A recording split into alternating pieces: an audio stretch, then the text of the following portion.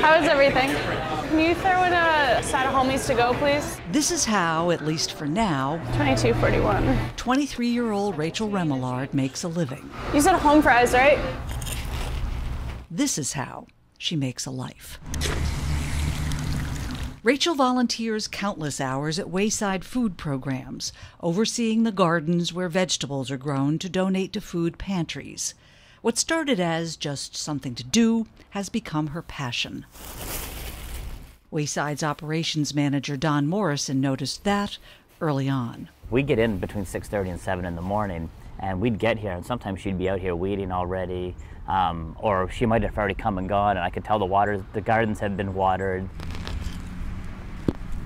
It's a far cry from the life she was living just 2 years ago. Like, I was just living in my mom's house back in my same hometown, viciously addicted to drugs.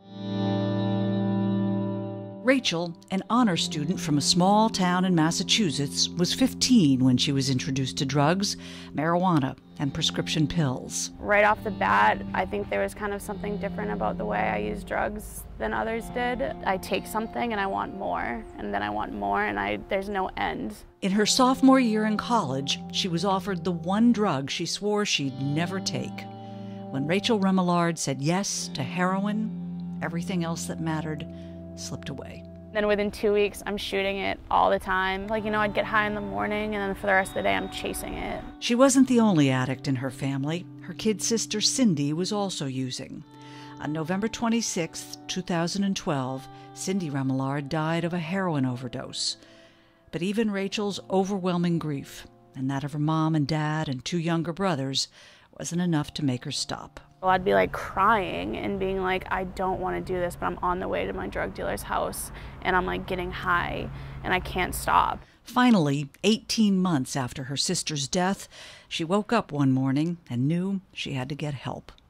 She went to rehab, then moved to a sober house in Maine and began the work that continues to help her heal. This year, Rachel completed the courses to become a master gardener. It's been a big part of me, learning to, in the midst of, me being an addict, I'm controlling and I'm, impatient and I'm aggressive. And gardening, it just helps you learn how to, I can't control the plants and I can't control the weather. Today, she volunteers her expertise here at Wayside and at other community gardening programs. For me, finding recovery work to help with my addiction is, a necessity, but also finding things I enjoy to do and that fills that void that I would always just stuff with drugs. She's learning the value, she says, of living life one day at a time and of looking for joy in the most unexpected places. In Portland, Susan Kimball, Portland Press Herald.